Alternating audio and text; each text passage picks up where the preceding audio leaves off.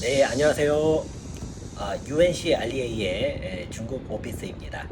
지금 중국 부동산을 놓고 굉장히 이제 여러 가지 이야기들을 제가 최근에 많이 듣는데요.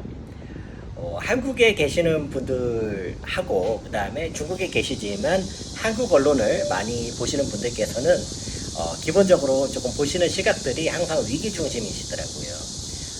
저는 이런 위기 중심의 이야기를 한 20년 가까이 계속 듣고 있습니다. 그리고 그 안에서 많이 돈을 버실 분들은 또 많이 버셨고요. 이렇게 생각을 해보세요. 중국에 만약에 부동산 위기가 온다 하면은요, 여러분이 한국 어디에 투자를 하셔도 아마 100% 문제가 될 것 같습니다.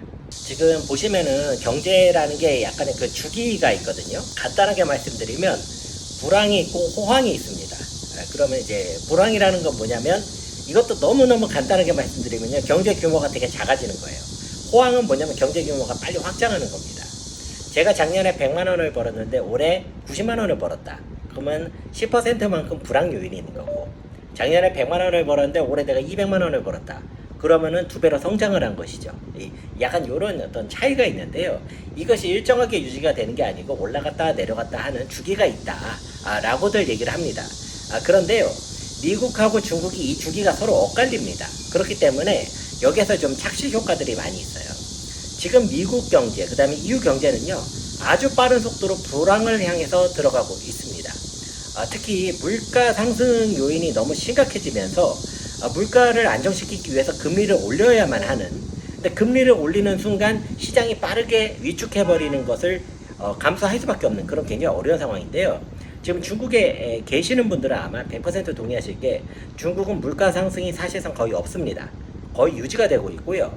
그런 상황에서 중국은 오히려 지금 시장에 돈을 풀고 있는 겁니다. 어떤 분들께서는요, 시장에 돈을 풀기 때문에 이것을 가지고 내가 지금 금융자산에 투자를 해야 되지 않느냐라고 보시는 분들이 계시고요. 금융자산 중에서도 이제 리차이라고 우리가 조금 안정적으로 운영을 할 수 있는 그런 자산들도 있는데, 한 가지 주의하실 부분이요, 지금 중국 정부가 돈을 풀고 싶은 거는요, 금융 쪽이 아니고 실물 경제로 풀고 싶은 겁니다. 정확하게는 실물 경제 중에 부동산 시장을 부양을 하고 싶은 거고요.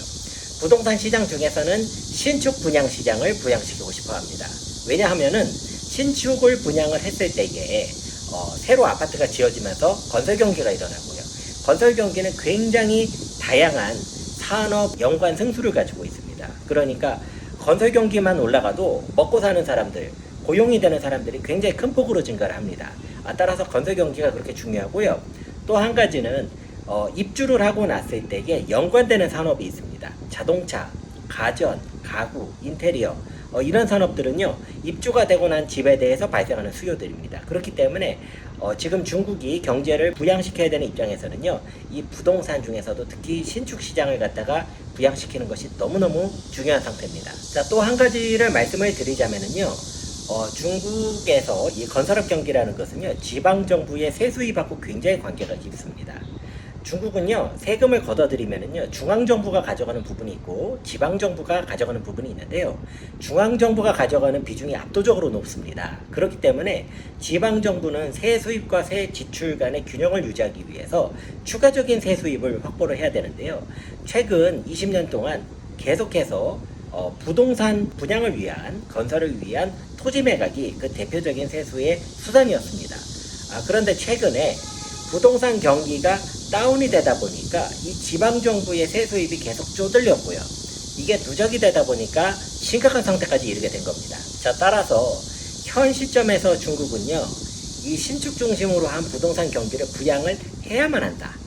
즉, 이것은 투자자 관점에서 위기가 아니라 하나의 새로운 기회다라고 보는 것이 맞으실 것 같아요. 자, 우리 옛날 성어 중에 고진감래라는 말이 있죠.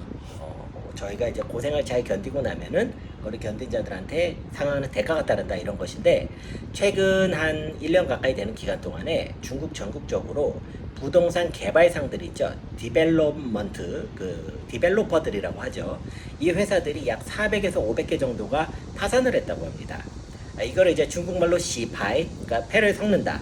즉, 일종의 구조조정이라고 보시면 될 것 같아요. 그래서 어느 정도 부동산 개발상들에 대한 구조조정이 진행이 되었다라고 평가할 있는 부분이 있습니다.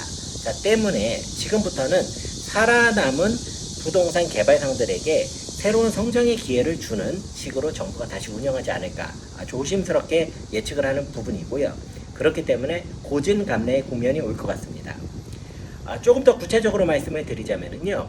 일단은 중국의 국영 개발상들을 중심으로 봐주셨으면 좋겠어요. 아무래도 민영 개발상들은요, 정부의 눈치를 조금 더 많이 봐야 되고, 지금은 굉장히 보수적인 스탠스를 취하고 있습니다.